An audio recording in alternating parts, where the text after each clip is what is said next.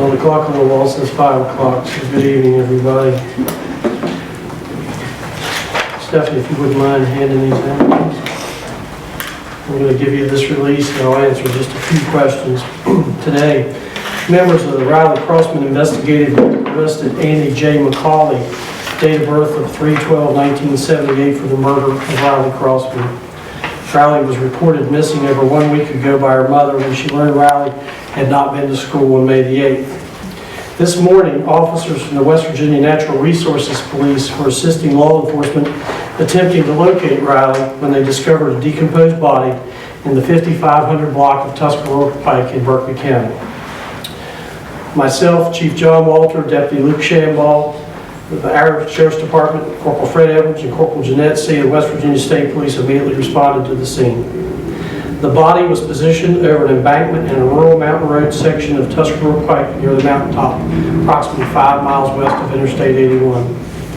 The West Virginia State Police crime scene team responded along with the Frederick County, Virginia Sheriff's Department search and rescue team to assist with the crime scene efforts due to the terrain. Donald Shirley, the Berkeley County Medical Examiner, responded to take charge of the body at the scene. While complete identification can only be achieved by a pathologist, investigators believe this to be the body of Riley Crossman.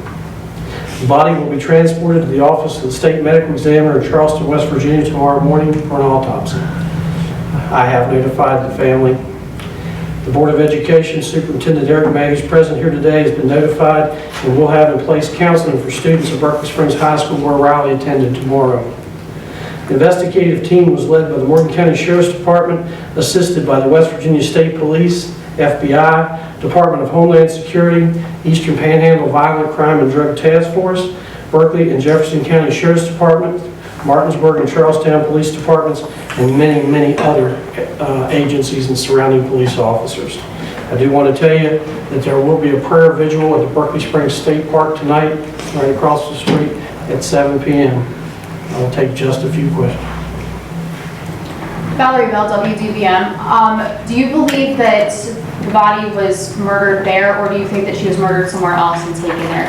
We won't know that information until the full investigation's been done by the State Medical Examiner. And do you have any idea about how long it has been there before it was found? Or once again, the body was decomposed, and that'll be a determination by the Office of the Chief Medical Examiner. Okay, thank you. Are you able to confirm the relation of the person? I can't hear you. Do you have a confirmation of the relationship of the person who you arrested to Riley Crossman? Andy McCauley was the boyfriend of Riley Crossman's mother.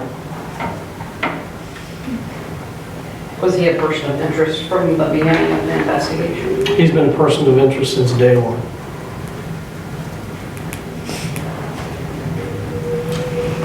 Was there any apparent blunt force trauma or anything to the remains? I can't get into that this time until we have a thorough autopsy.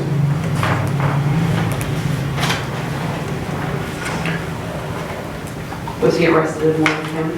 No, ma'am. He was under surveillance at his job site in Berkeley County, and he agreed to come into the Martinsburg Detachment of West Virginia State Police to be spoken with, and he was arrested there.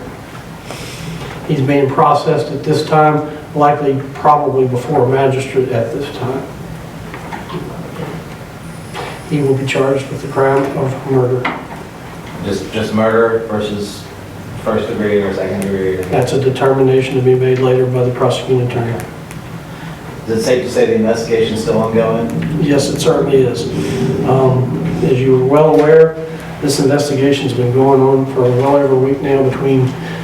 We've had two factions of this investigation. We've had a search for a missing person, and we've also had an investigation into suspicious circumstances. Yes, it has been.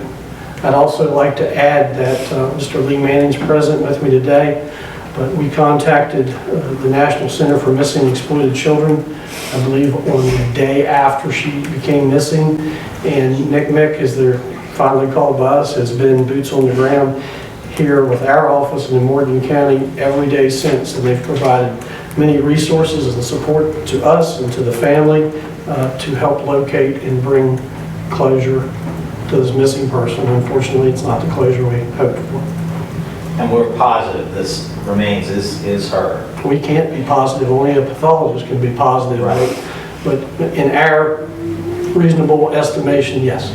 Based on her clothing or the sound there, or? Based on many things I can't get into now, Matt. Okay. But there's some circumstantial There's cause to believe that's her. we're very confident this is the body of Riley Crossman. Okay, That's all I can say. that's fine. Any other questions? Was there any clarification on the timeline at all as far as when maybe she actually left home, or?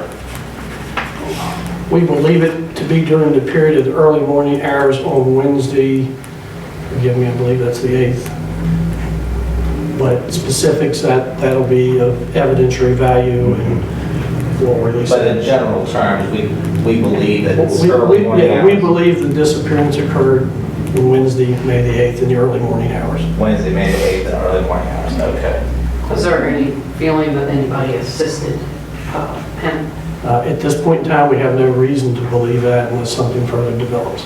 How was the connection between finding the body and arresting the boyfriend made? How did you know?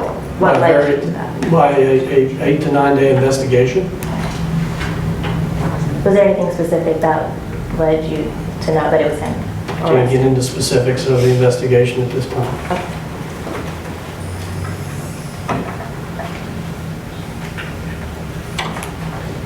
Please keep the family of Riley Crossman in your hearts and in your prayers. As you can imagine, this period of time has been extremely difficult for them. It's extremely difficult to go to a family and give them this news today. And they're hurting, as this community is hurting from this event. So please be patient and please keep them in your prayers.